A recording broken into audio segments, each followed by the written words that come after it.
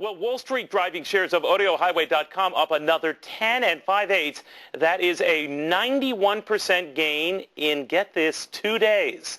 The company, which went public in December at $6.50, lets people listen to, download, or buy music over the Internet. Analysts say that Yahoo's recent $5.7 billion purchase of Broadcast.com is fueling investor interest in other Internet streaming companies and their technology. Joining me now from Miami is Nathan Schulhoff. He is the founder and the CEO of audiohighway.com. Nathan, good to have you. Thank you. It's nice to be here. Thank you for inviting me. Who's doing this to your stock, you or these rumored deals? Well, obviously, I think it's the people in the street. I think Wall Street takes a look at the space, and the space is becoming quite large. A lot of people are listening to audio on the Internet.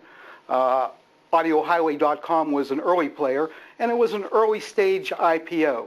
I think after looking at the prospectus and reading this prospectus, Wall Street's looking at the press releases and the partnerships that we've accumulated over the last few months and realizes that this company has performed and done what it said it was going to do in the prospectus. Well, there's probably no doubt about that portion of it, but I would imagine part and parcel of this is maybe suspicion that someone's going to buy it.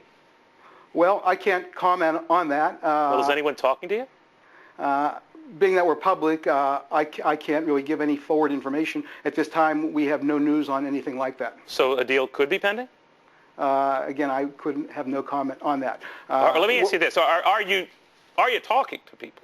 Well, all I can say is that we're accomplishing our plan, we're executing our plan, and we're looking at different transactions, and our decisions are based on what's good for the company and what's good for the shareholders. When you say different transactions, by that you mean something that augments what you're already doing in like the news and music over the Internet field, right? I'm really talking about any partnerships, transactions, anything that really, decisions that have to be made by management. I see. And we look at really and focus on what's best for the company and for audiohighway.com shareholders, whether that be an acquisition, a partnership, or a new piece of content. Really, only news that I can announce is news that has been announced. That's one of the disadvantages of being public. Indeed, indeed. I understand that. I do want to ask you this, though. There has been some sort of bigger question about the future of getting things like music, for example, over the Internet. The legality. The recording industry, as you know, is looking at this very much with some reservation and trepidation. Is this a potential legal issue down the road that could sort of be a cloud over what you do? Well, we don't think so. All I can do is look ahead and at this point only guess. Audiohighway.com does have agreements with publishers and actually a record company, Arabesque Records, right, and different artists where we play and download the full CD or the full song, and that artist or owner of that content gets paid. I think with security on the web, more and more owners of music, whether they be music companies, are looking at this as a real channel. And a lot of unknown questions that are unknown today, we believe will be answered in the near future.